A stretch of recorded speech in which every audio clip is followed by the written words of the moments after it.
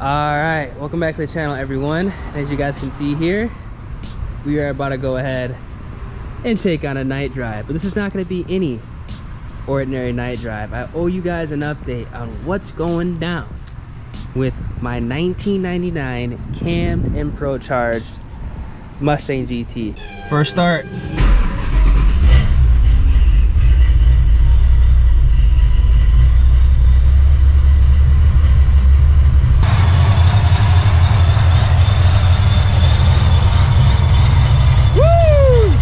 Obviously, we're whipping the Shelby right now, so I don't have that car back, but it's been about a week.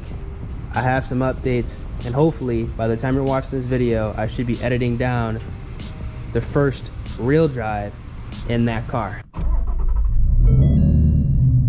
Alright, so if you guys are enjoying the content, man, you want to stay up to date, make sure you guys drop a like on the video, subscribe to the channel, and make sure those post notifications are turned on.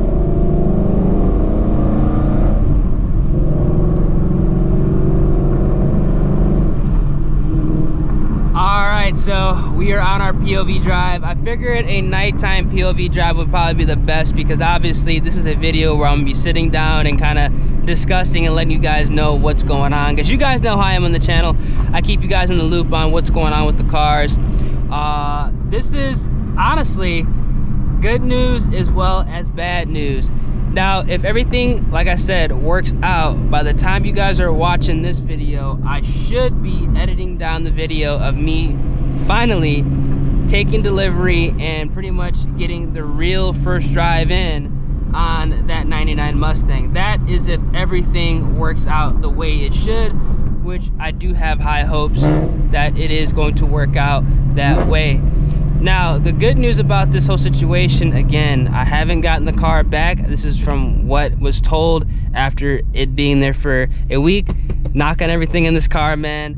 I don't think I'm going to have to spend nearly as much money as I thought I would have to spend to go ahead and get this car running. But there are issues that are gonna have to be addressed if I do want to go ahead and really turn up the power on this car. But again, we'll go ahead and get to that. When we get to that, I will explain, you know, in brief in this video. Now, number one, the fuel pump as well as the fuel filter are apparently in good working order. Now, I was under the assumption that the fuel pump as well as the filter were completely done. I was expecting to have to go ahead and pick up a brand new Holley pump, which I did not want to have to do.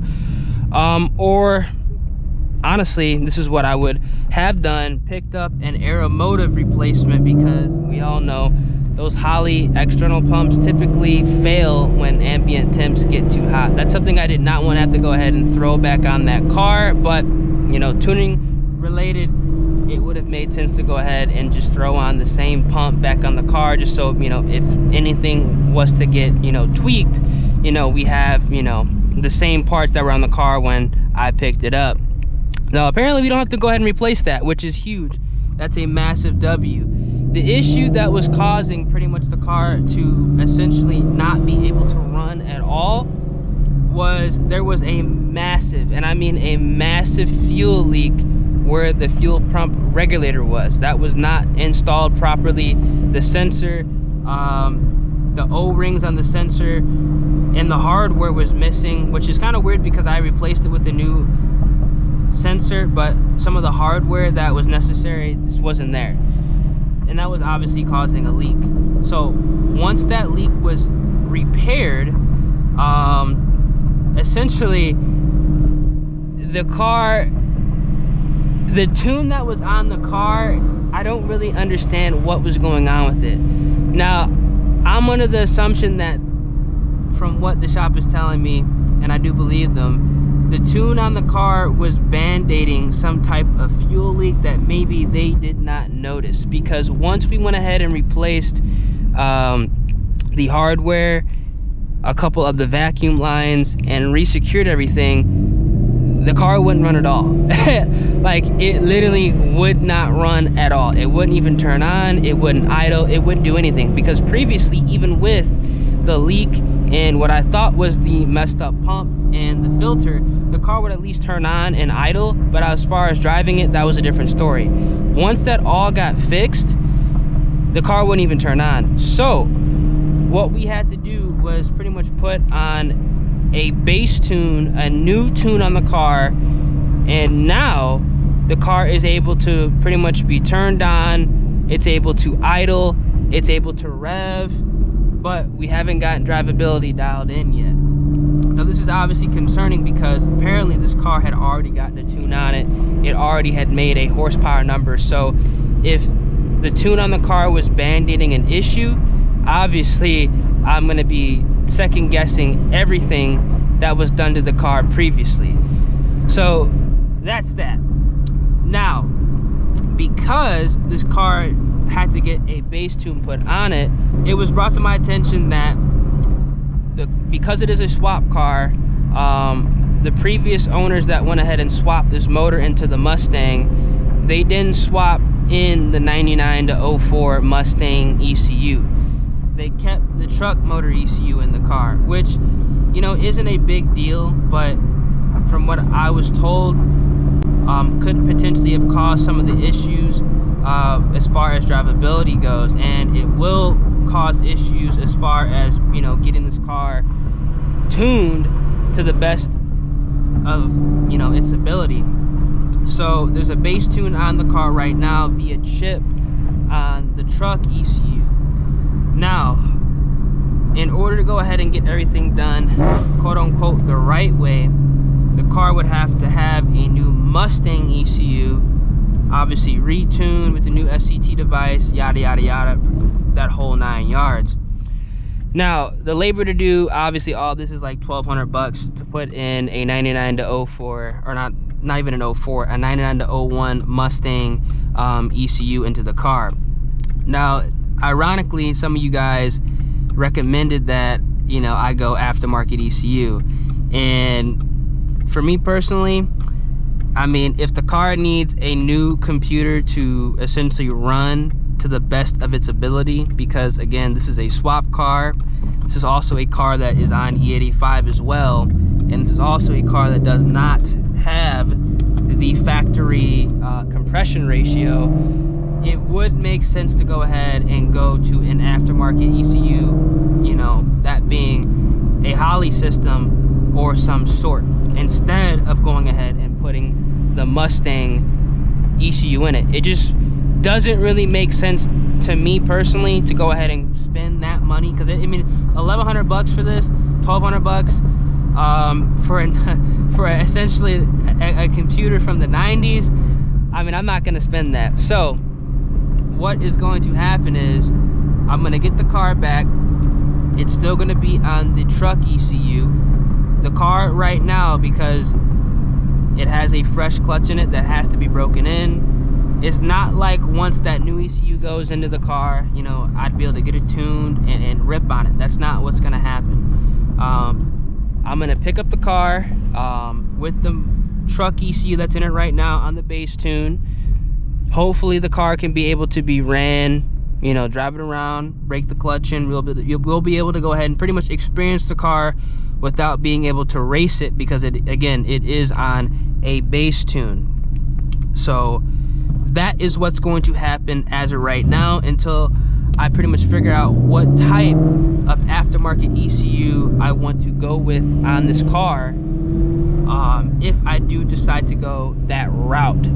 Because the current setup, we have, like I said, the P1SC Procharger, which is a tiny head unit. We have the truck ECU, and we're recommended a different ECU. I honestly want to do everything all at once, right? That would be the best situation. I don't want to go ahead and have to pay for an install for a new ECU, so I'm definitely not doing that myself. Don't know how to do that. I don't want to have to pay for essentially a tune for that with the P1SC, and then have to go ahead and do that down the line for an upgraded head unit. So what I think I'm going to do right now, and I think, you know, we can all agree this is the best situation, is if the car is able to be ran, if it's able to be driven with that truck ECU, and honestly from what they're telling me, it can even be tuned. with the truck ECU, but it's not going to be to the best of its ability. We're going to pick it up that way. We're going to just go ahead and break the car in with the clutch, and we're going to go ahead and do it the right way with an aftermarket ECU with the bigger head unit, and pretty much tackle this, you know, how it should be done. Because again, I'm not going to pay $1,200 to put an ECU from the 90s into the car, and then, you know, when I could just go ahead and get a Holley system for that amount. It doesn't make sense to do that. And on top of that, once that is done, from my understanding, we don't have to work with the SCT4 device. We're gonna have a lot more parameters to go ahead and get the car dialed in. It's overall gonna be a way better running car with that aftermarket ECU, and especially since it is ran on E85, because we have the Holley system. From my understanding, we can now go ahead and put in a flex fuel kit, so the car will be essentially a flex fuel vehicle, which means tuning on E85 will be a hell of a lot easier. And on top of that, you know, we'll have the additional parameters with the Holley ECU. We won't even need some of these additional gauges. I'll be able to monitor, you know, AFR, oil pressure, temp. We'll be able to do all that with that aftermarket computer, and not, you know, be stuck with something from the 90s. So that's what's gonna go down as far as the ECU situation. It's kind of confusing to go ahead and explain. Hope you guys can follow me on this. Hopefully you guys can agree what I'm doing here. But again, $1,200 for an ECU from the 90s, that just doesn't make sense. Now, speaking of tuning, I did go ahead and request that the AFR gauge gets replaced. Now, when they went ahead and checked the AFR gauge, or the bungs to go ahead and pretty much replace the AFR gauge, the AFR extension harness, that wasn't there.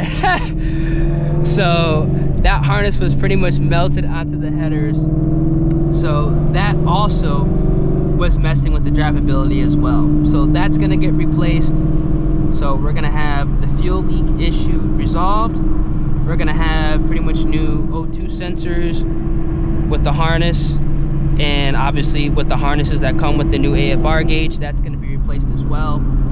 And we're gonna be able to monitor all that when I do pick up the car, and hope that after these modifications that were done and the, you know, fixes that were done, hopefully the car is going to be able to be driven again with the new Holley system that I am planning on going ahead and installing on the car.